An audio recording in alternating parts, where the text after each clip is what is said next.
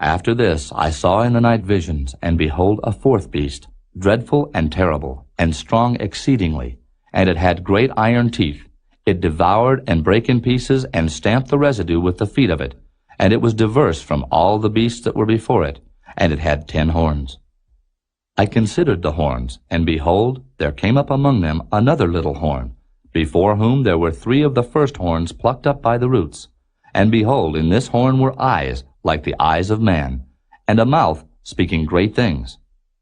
I beheld till the thrones were cast down, and the Ancient of Days did sit, whose garment was white as snow, and the hair of his head like the pure wool. His throne was like the fiery flame, and his wheels as burning fire. A fiery stream issued and came forth from before him. Thousands ministered unto him, and 10,000 times 10,000 stood before him. The judgment was set, and the books were opened.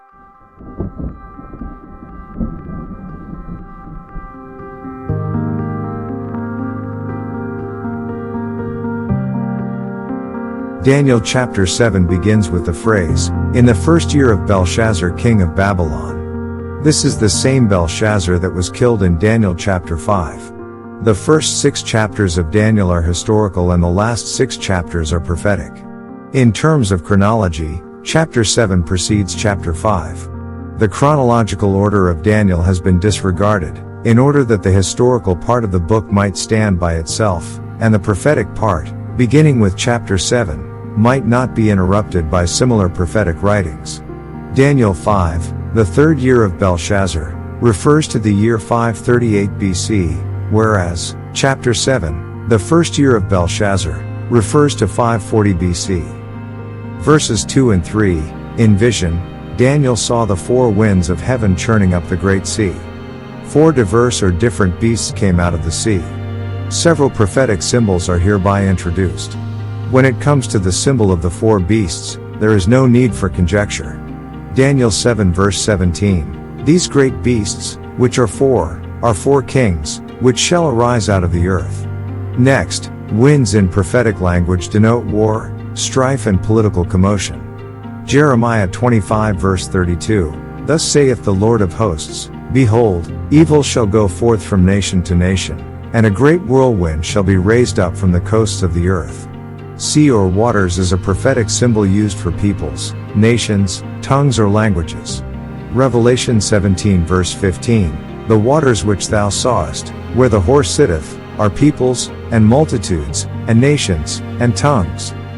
Verse 4, "The first beast is a lion with eagle's wings." The lion's wings were plucked off, it was lifted up from the earth, stood on 2 feet like a man.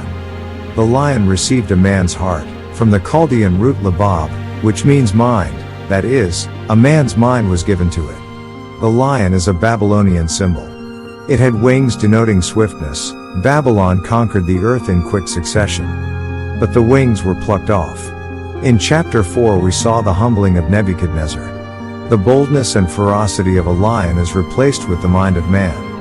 Babylon became effeminate, soft, through luxury and wealth. Chapter 5, Belshazzar's knees knock against each other, and he had diarrhea, when he saw the handwriting on the wall. Verse 5, we see a bear raised up one side, the Persian kingdom being strong than Medes. Verse 6, here is shown a leopard with 4 wings and 4 heads. This symbol represents Greece and its 4 divisions. I'll delve into Medo-Persia and Greece in an upcoming video. Verses 7 and 8, Daniel sees a 4th beast. It was terrifying, and very powerful. It had large iron teeth. It crushed and ate its victims, and trampled the remainder with his feet. It was different from the 2 previous beasts, and it had 10 horns. And while Daniel was examining the horns, a little horn arose among the 10 and uprooted 3 of the previous horns. The little horn has eyes and a mouth that spoke blasphemy.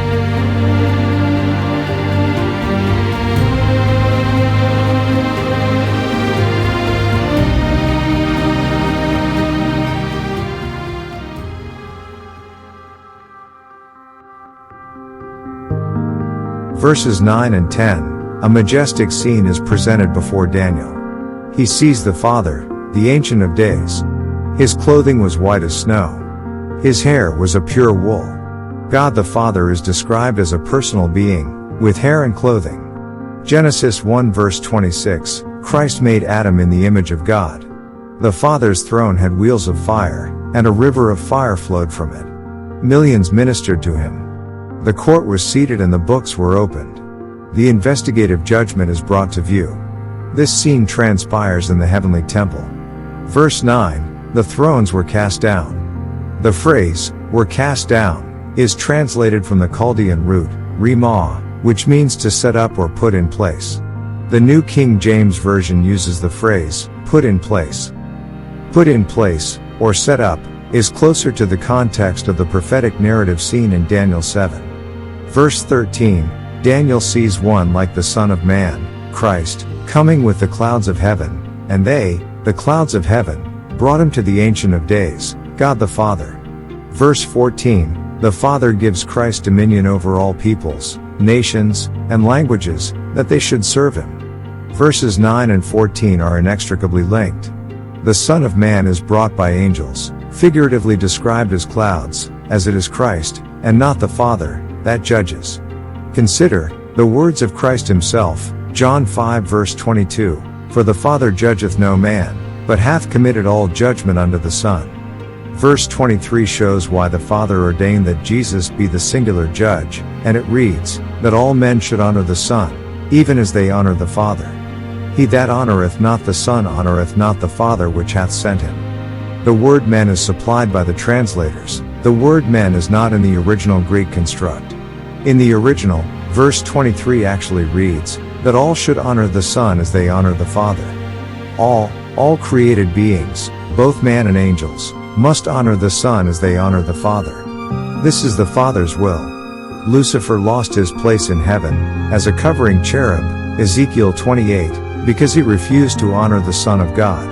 God the Father has ordained that all created beings pay the same homage to the Son of God, as they do to him. This Jesus made clear in John 5 verses 22 and 23. Thus, in Daniel 7, the Father opens the books, and the investigative judgment is set. And seeing that the process cannot continue without Christ, verse 13, the angels escorted the Son of Man into the heavenly temple, a royal procession, into the very throne room of God the Father.